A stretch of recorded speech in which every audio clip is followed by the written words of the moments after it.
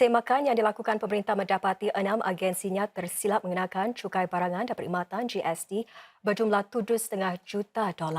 Kesilapan itu berlaku selama tempoh 5 tahun dari 2019.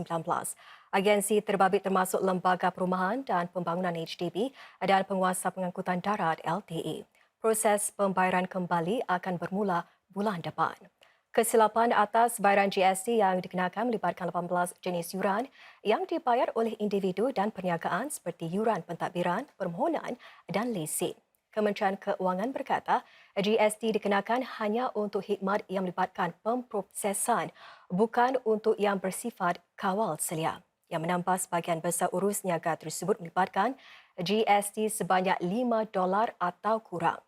Agensi-agensi berkenaan akan berhenti mengenakan GST ke atas jenis yuran yang terbabit mulai hari ini. Mereka akan menghubungi pihak yang terjejas mulai bulan depan untuk memulakan proses pemulangan wang. Kementerian Keuangan berkata ini akan dilakukan selancar yang mungkin. Ia juga akan cuba meminda undang-undang berkaitan GST untuk menetapkan senarai yuran kawal selia yang tidak sepatutnya dikenakan cukai.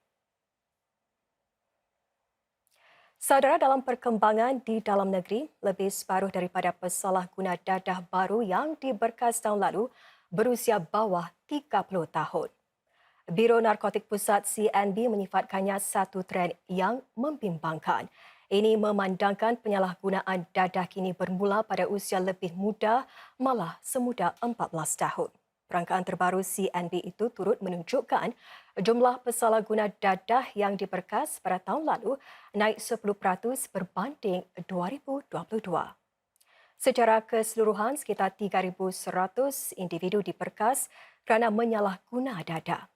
Hampir 25% daripada mereka mengambil lebih daripada satu jenis dadah. Jumlah pesalah berulang pula naik 7% pada lebih 2,100 pesalah tahun lalu berbanding sekitar 2,000 pesalah pada tahun sebelumnya. Jumlah pesalah guna dadah baru yang diberkas melonjak hampir 20% daripada 800 penagih pada 2022 kepada kira-kira 940 tahun lalu. Satu daripada setiap 5 adalah wanita. Jumlah dadah yang dirampas dianggarkan memiliki nilai iaitu pasaran lebih $15 juta. Pada tahun lalu, pihak berkuasa turut berjaya menumpaskan 25 sindiket dadah. Ini termasuk mereka yang menggunakan aplikasi kiriman mesej Telegram untuk menjual dadah kepada orang muda. Dadah metamfetamin atau ais, heroin dan ganja adalah 3 jenis dadah yang paling banyak disalahgunakan. 3 dalam 5 pesalah dadah baru atau 63% mengambil ais. Jumlah individu yang menyalahgunakan ganja pula adalah yang tertinggi dalam tempoh sedekat. Dalam pada itu, pihak berkuasa mempertingkatkan usaha pendidikan anti dadah yang menyasarkan golongan belia. Ini sedang lebih ramai golongan muda terjerumus ke dalam kancah dadah disebabkan tekanan sosial dan pengaruh media. Menurut Majlis Pencegahan Penyalahgunaan Dadah Kebangsaan, terdapat beberapa faktor lain mengapa belia senang menjadi mangsa kepada penyalahgunaan dadah. I think there is a misrepresentation of drugs in today's culture. I think the increasing permissiveness in society, it's really because of a lot of misinformation. Then the other real challenge really is that in today's environment, mental health is becoming an issue, right? And I think the ease in which you can access drugs, become a major issue. CNB menggesa orang awam terutama para ibu bapa dan sekolah-sekolah untuk memainkan peranan dalam memastikan golongan belia menjauhkan diri daripada dadah. Lebih ramai majikan bersedia mengambil bekas pesalah menurut perangkaan terkini Perkhidmatan Penjara Singapura SPS. Jaminan pekerjaan dan sokongan sosial yang mereka berikan menjadi kunci dalam menurunkan kadar pesalah bentan di Singapura. Walaupun antara kadar terendah di peringkat global, lebih banyak usaha ingin dilakukan pemerintah. Pada masa ini, 2 dalam 5 pesalah reman adalah penyalahguna data. Mereka 3 kali lebih cenderung untuk mengulangi kesalahan berbanding jenis pesalah yang lain.